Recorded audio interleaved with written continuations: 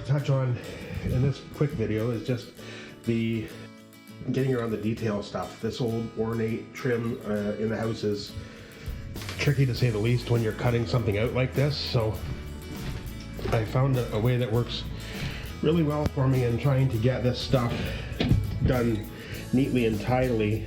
And you can see here I've got that same situation on the other side. It's an old house, so I can guarantee I can't just flip my template from the other one. This seems to work pretty well, so what I'm doing here is basically just making a template with painter's tape. And once I get that in place, I'm able to remove it from the wall, trace it out onto my MDF,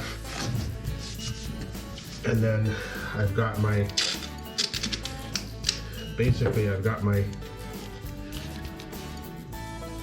template all rigged up and ready to rock and roll. So the one thing that you don't want to do if you're doing this is to skimp on tape.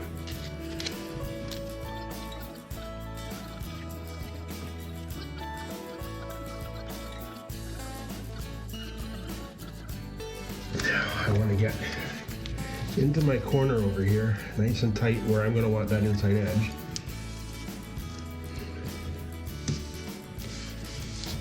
Because this is where it becomes kind of critical to make sure that you've got your lines accurate and that your template doesn't warp or do anything weird. So once you've got your template made on the wall, I'm not sure why, but my camera cut out there, you can at that point basically just peel it right off the wall, bring it over and apply it to your board. As I mentioned, sometimes, in this case I have my board cut to height. It's 25.5 inches, so no issue there. But applying the template, then I can draw my line, remembering that I've got this right to the finest of tolerances. So when I cut it, I want to cut it on the tape itself, not beside the tape. I want it to fit really snug, but still give me about 1/16 to 1/8 of an inch that I can seal up with the DAP afterwards to make sure that I've got it all nice and tight, sealed up. And I'm not losing a lot of detail, so I'm going to remember to round my cuts as they come through here. Same thing down at the bottom. I've got some detail stuff in here that I've marked so that I don't forget that I need to notch that out just a little bit. And my bottom edge.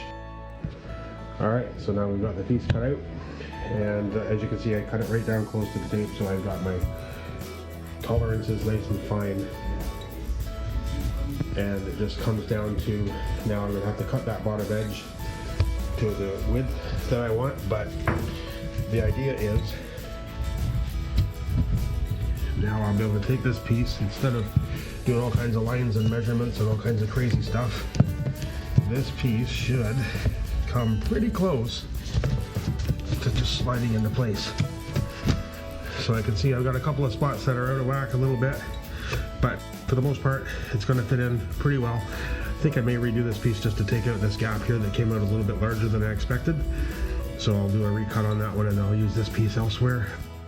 You can see that was a lot easier than playing games trying to sort out the details of how many inches is this and how many eighths, how many 16ths, what are my tolerances.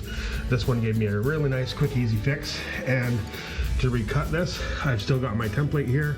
I'll just extend that line out just 1/8 of an inch or so down to the 16th at the bottom, and it's easy, no problem, no measurements, no nothing, and I've got a great fit. So kind of cool, saved me a lot of time in this particular job, so I thought I'd pass it along.